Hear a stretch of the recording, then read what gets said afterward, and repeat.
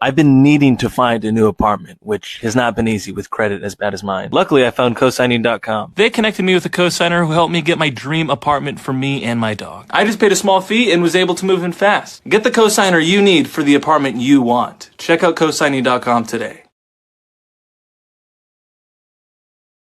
Trump, do not send the National Guard to Chicago, gang. Not, I repeat, do not do it. We are a different fucking breed out here, nigga. We are not Los Angeles, nigga. We are not Washington, D.C., nigga. This is Chicago, nigga. The niggas go fight back. Well, he sent them. Your fucking move. Do something. We're here. We are here now. They're there. Now, ICE is mobilizing 300 officers in downtown Chicago today. You can see Border Patrol agents in video patrolling along the Chicago River. So this move comes amid growing tension over Operation Midway Blitz, which the Trump administration claims is a crackdown to get dangerous criminals off the streets. News Nation's Mills Hayes is on the ground in downtown Chicago for us. So, Mills, what are you seeing? What's the very latest there? If y'all thought threats from a bunch of illiterate, drug dealing, crack smoking dropouts who are not exhausted with seeing all the Black death around them. If you thought a few homemade threats from iPhone 13s were going to deter the tenacity of the American government, of our military, to take back our American cities by force, you were sadly mistaken. It wasn't even a bluff to call. You will fall in line. You will not be doing smash and grab robberies in downtown Chicago, and this will deter the drills. By drill means that's a slang word for when a group of Black kids get together and they hunt down other Black kids, specifically other Black kids, like game in Africa when they're hunting gazelles or lions. They literally hunt each other down with impunity, uninterrupted. And they've been doing this in Chicago for more than 10 years. I used to live in Chicago.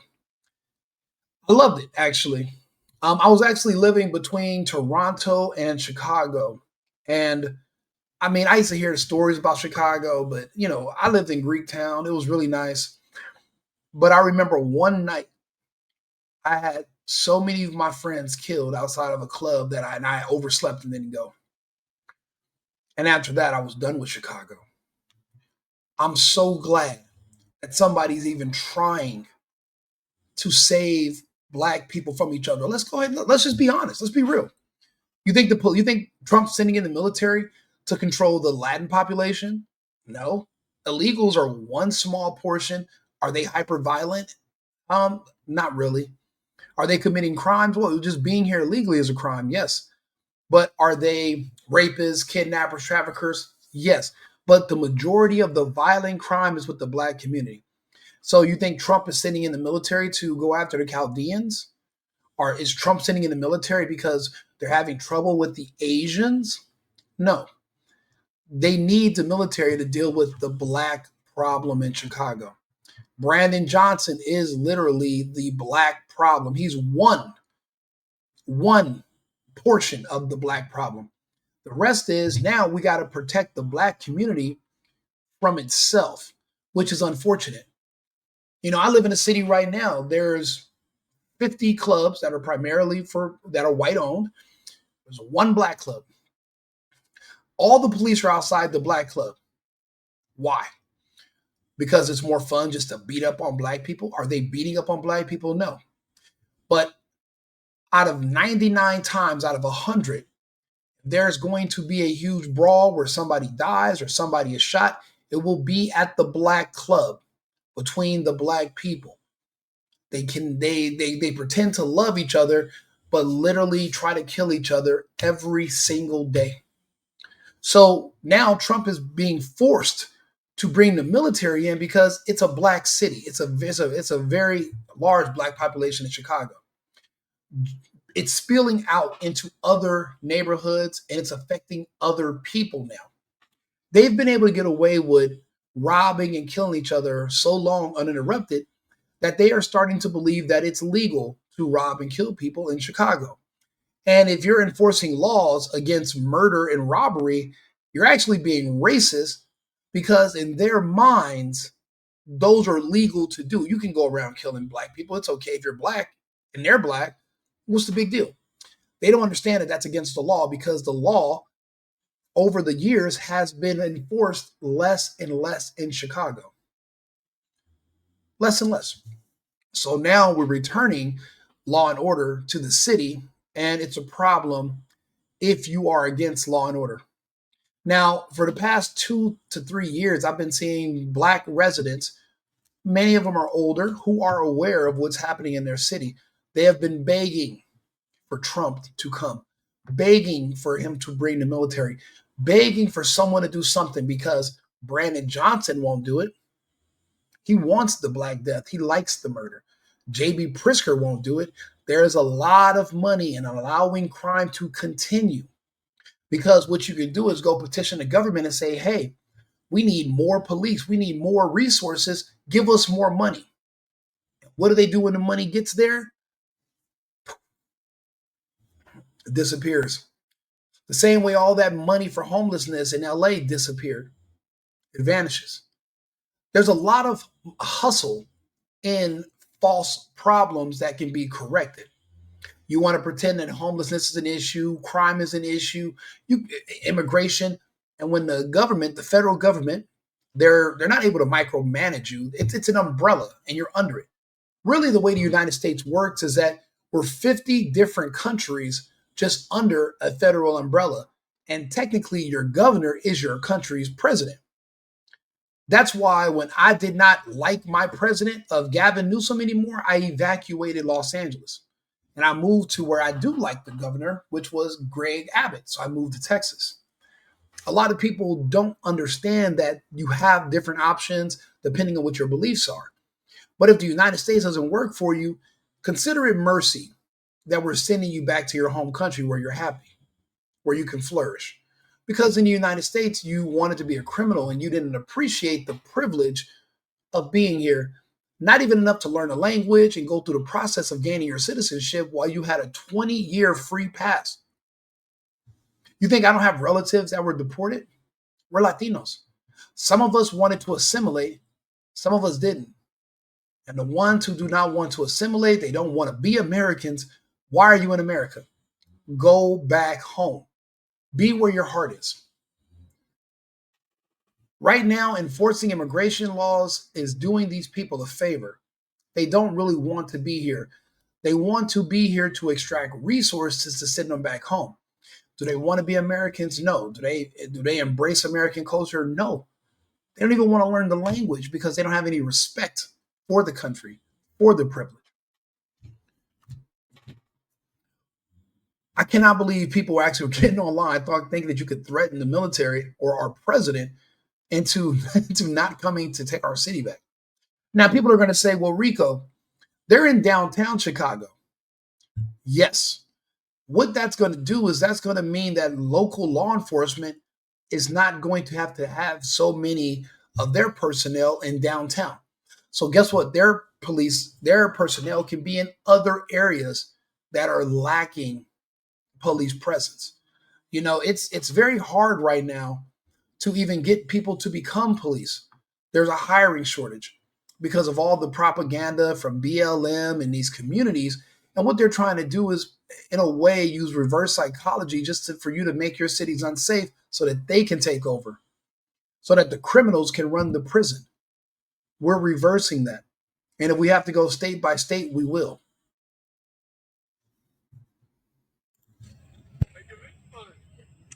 Hi, Kelly. Well, Border Patrol agents are making their presence known in their Marine units along the Chicago River, as well as walking in groups of 20 to 50 agents down Michigan Avenue. We saw Border Patrol Chief Gregory Bovino out there as well, leading the pack.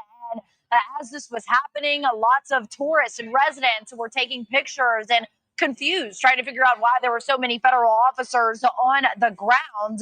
And of course, Chief Bovino there as well. And we asked him about what they were doing in downtown Chicago. And he told me they're walking downtown to keep the community safe. And we asked him about how long Operation Midway Blitz will last. And he says it's going to last as long as it takes to accomplish the mission. It's a shame that you have to leave military forces in Chicago just to stop black people from killing other black people, and some of the black people will literally protest because they don't want you to stop them from being killed by each other. That you would think that would be insane, right? You would think you would call that person a coon, that person a sellout, that person a white supremacist, right? But wrong. These are the actual people that they are championing as leaders. What kind of leader is that? A leader that wants to remove any speed bumps that would slow down people coming to kill you. I would call that a failed leader, a bad leader. You're going to have to change who you listen to. You're going to have to change who you follow. Now, you can follow somebody like me if you want to live. But you can follow someone like Brandon Johnson, pretend you're a victim, scream about racism and oppression in an all-black city, and you'll end up dead like the rest of them. You know, it's crazy. I had just seen this right here on Instagram, and I thought it is the word irony? Is it ironic? This is what I saw.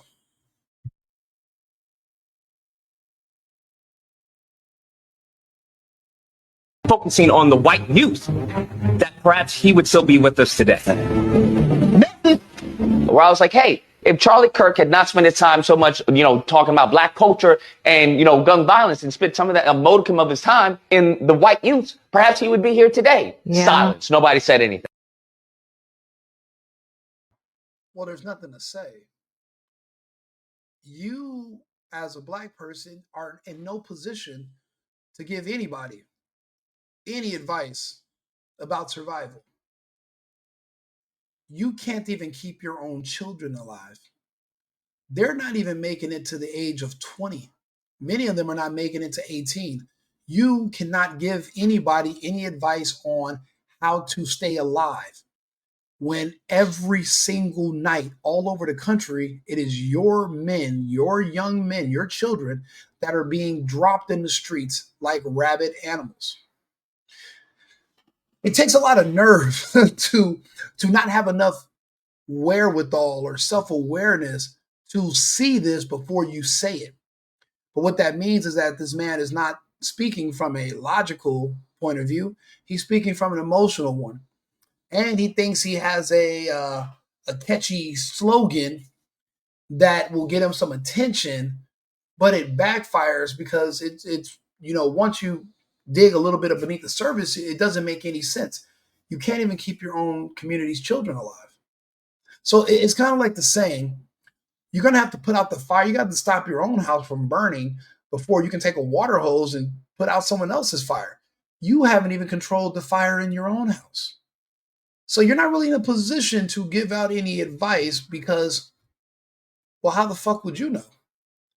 If you knew better, you would do better. If you knew better, this young man would be alive. Now, he was killed on September the 26th, a couple days ago. He's not the only one. I found 17 of these pictures on Facebook. And guess what? Because the person who killed him wasn't white, nobody cared. But guess what? RICO cares. Conservatives care. Trump supporters care. You look around, it's always us conservatives that are trying to preserve the lives of you Democrats. We're always trying to tell you, hey, maybe you shouldn't slaughter your kids in the womb. Hey, maybe you shouldn't let repeat offenders out on the streets that are going to go back and kill more people. Hey, maybe you shouldn't, I don't know, chop off your wiener and self-mutilate. Or even better, maybe you shouldn't do that to your kids who are too young to make informed decisions that are going to affect them for the rest of their lives. It's a lot of heavy lifting.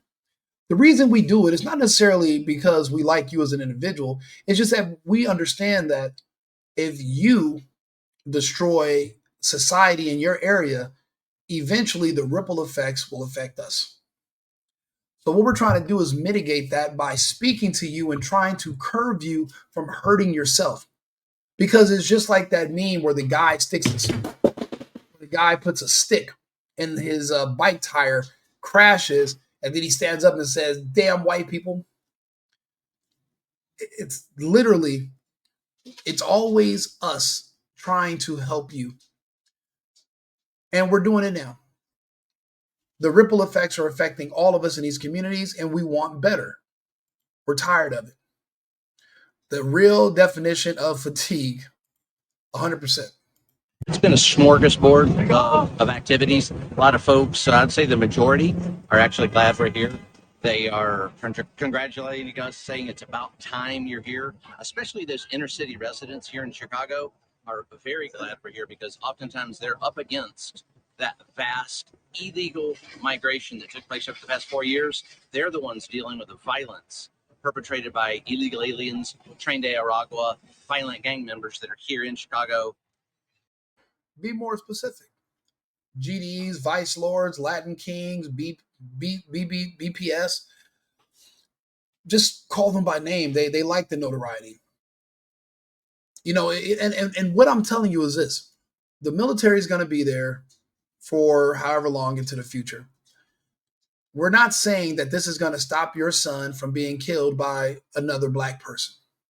What we're basically saying is that this is just going to delay it. So you should still be grateful. Instead of your son being killed tomorrow, your son will probably be killed in like 6 months. Enjoy every single day you can with him before it happens. Because guess what? He's not going to change his life. He's not going to start becoming a conservative.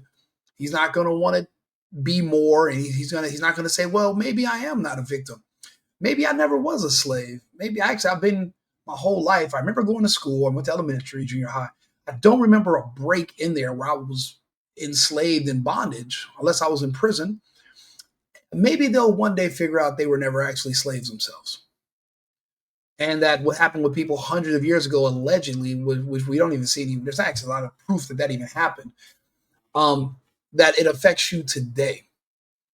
You know, I don't think anybody is putting a shiesty mask on, grabbing guns to go do a drill, and en route to your to where your son lives to kill him.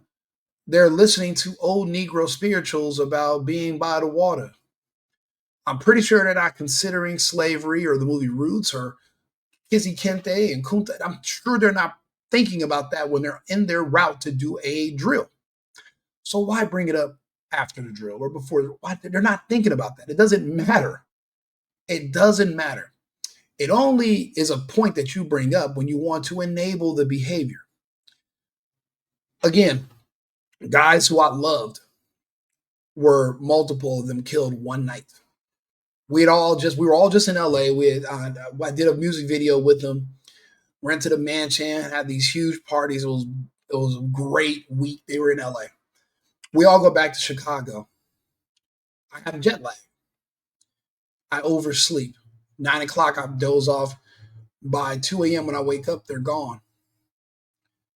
You want to know what kind of monsters we're dealing with in cities like Chicago?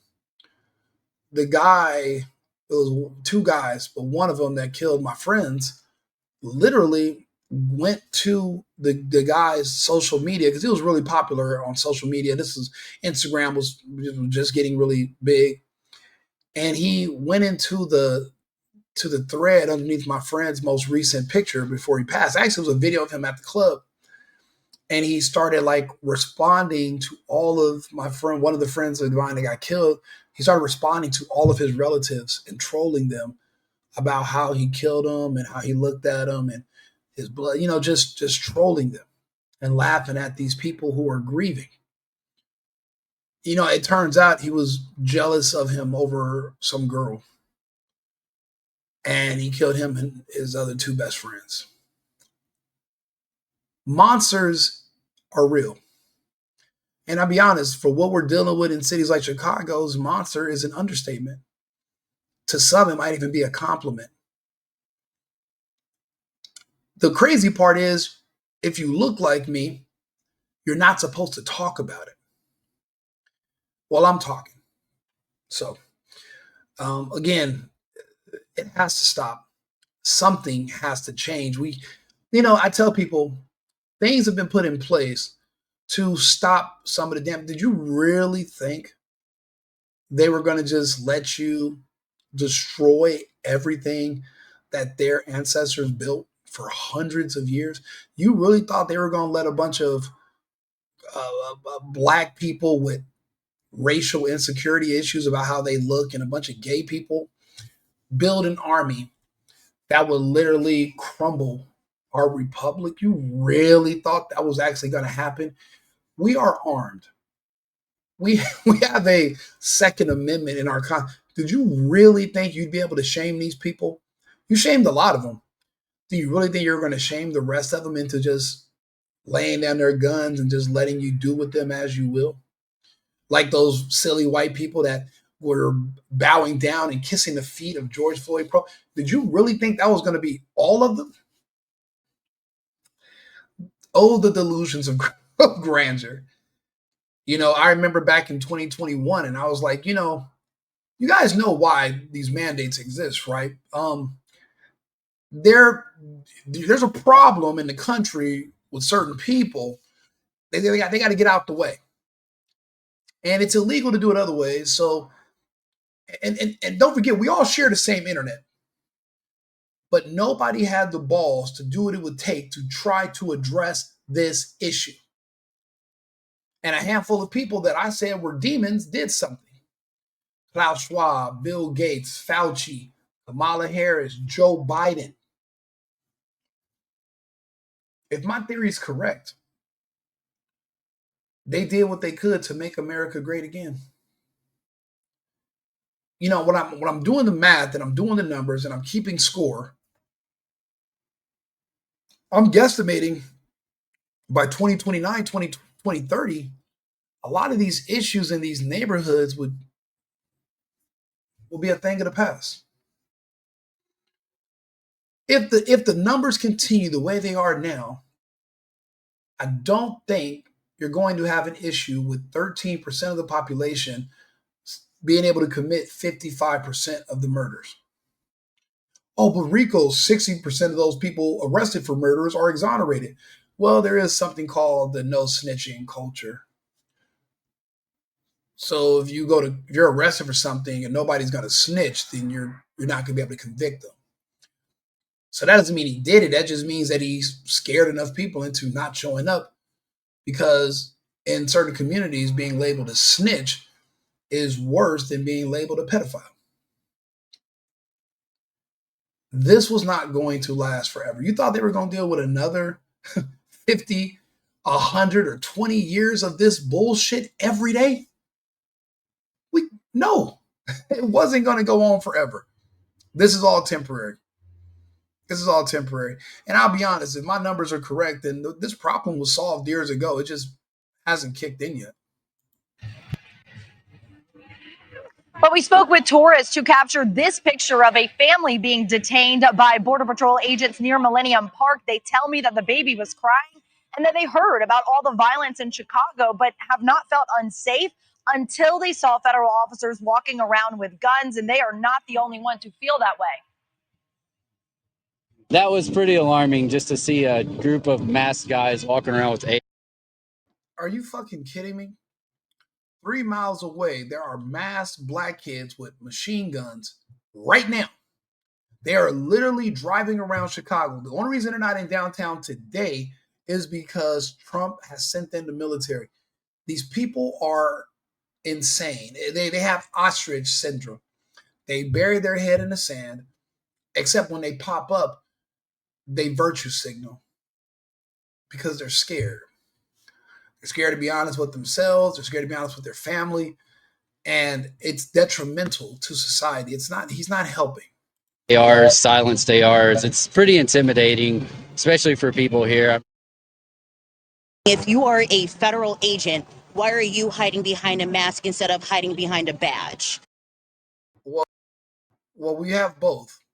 For one thing, there's people like you that will get on the internet and dox where you live. So now I have to worry about my children or my wife being harassed by people who are sympathetic to criminals. That just creates that's a layer of intimidation. It's kind of like why we have laws for why protesters can't sit in front of the house of a judge because it could affect a judge's ruling. A judge might rule out of fear and ignore justice or skate or ignore accountability because they're worried about what's going to happen to them. We have laws for that. These agents are being harassed for doing their job.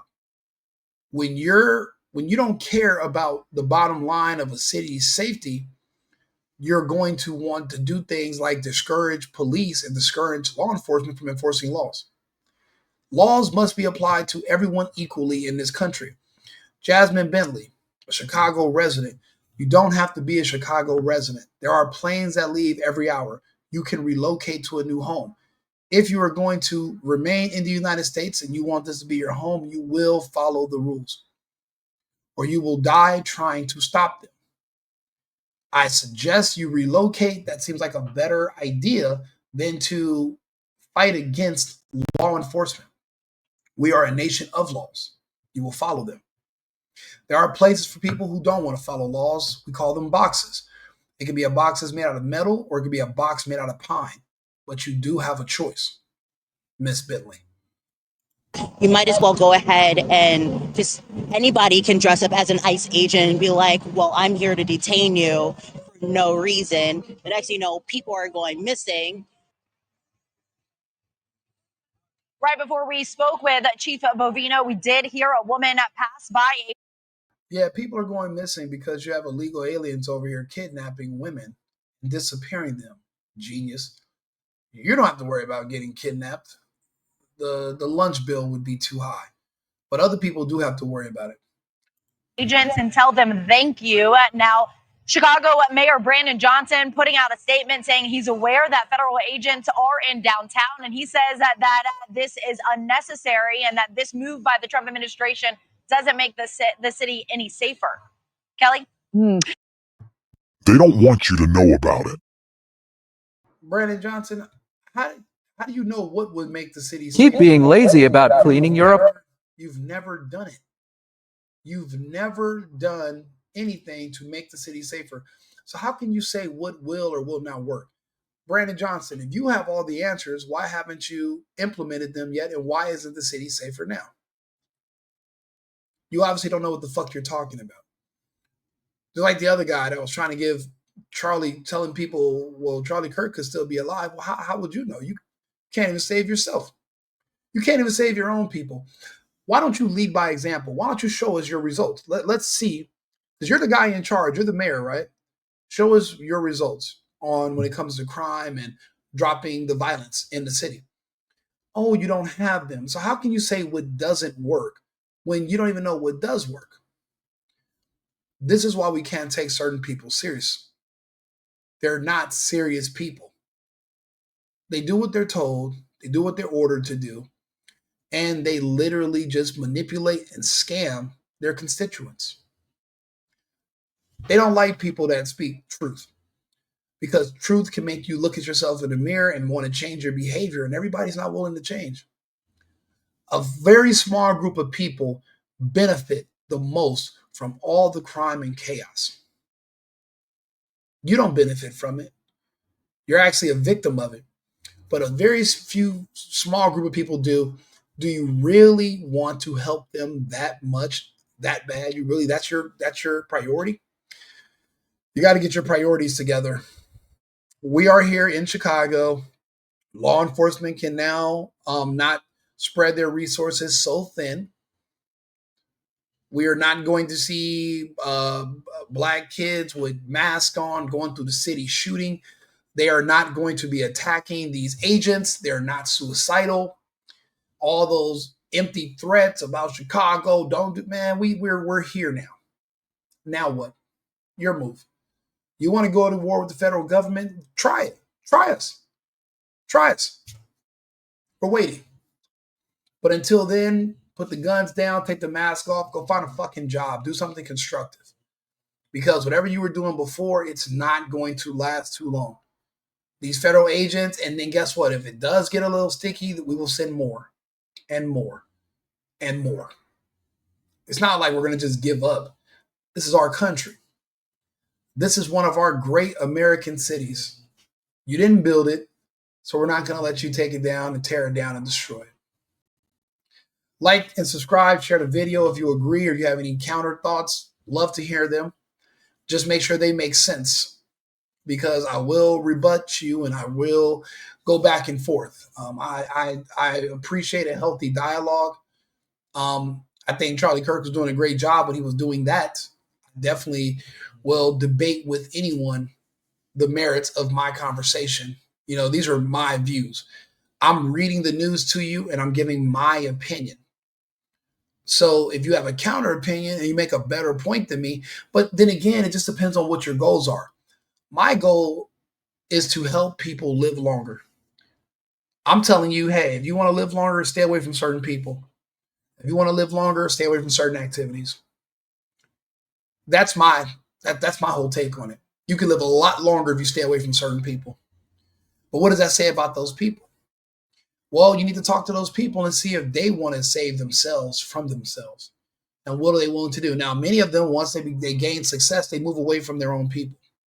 That's a smart thing to do. The problem is your children they grow up to be wannabes. And you move over here, but the kids go back over there and want to be like them other kids. That's something engraved into their psyche. That's unfortunate. You know, so that's something that you're going to have to work on. And I'm not sure what the cure to that is. You know, a bunch of wannabes growing up in good neighborhoods, but they want to pretend that they're from the gutter. But think about it. There's black people that have never even been to the South, that are in California, which was never a slave state, literally trying to convince me that they were slaves. And I'm like, well, what year? Because you were born in 88. What year were you a slave? Because I'm looking through your Facebook history. I've known you for years. So that type of cognizant dissidence, it's going to be hard to counter. That's why these mental institutions have to be reopened, mass therapy, and people need to talk to these people. They have a lot of issues. But no matter what their excuse is, all these issues end up to them just killing each other, killing themselves. And if that's the goal, then again, that plays into what my theory is, that a lot of these problems will solve themselves by 2029 and 2030. If we can save some of those people from themselves, so be it. But if we can't, at least we try. Hopefully these videos will resonate and maybe they'll help somebody. I'll be back on with another topic in about 10 minutes. I'm going to go ahead and have some lunch, and I'll see you guys shortly with another subject. I appreciate you tuning in. Like, comment, leave like the video. That's all I ask you to do. I don't really need any money from you. Subscribe to the YouTube channel, The Single Boyfriend, or WING RICO. Thank you, and I'll see you shortly. I've been needing to find a new apartment, which has not been easy with credit as bad as mine. Luckily, I found cosigning.com. They connected me with a cosigner who helped me get my dream apartment for me and my dog. I just paid a small fee and was able to move in fast. Get the cosigner you need for the apartment you want. Check out cosigning.com today.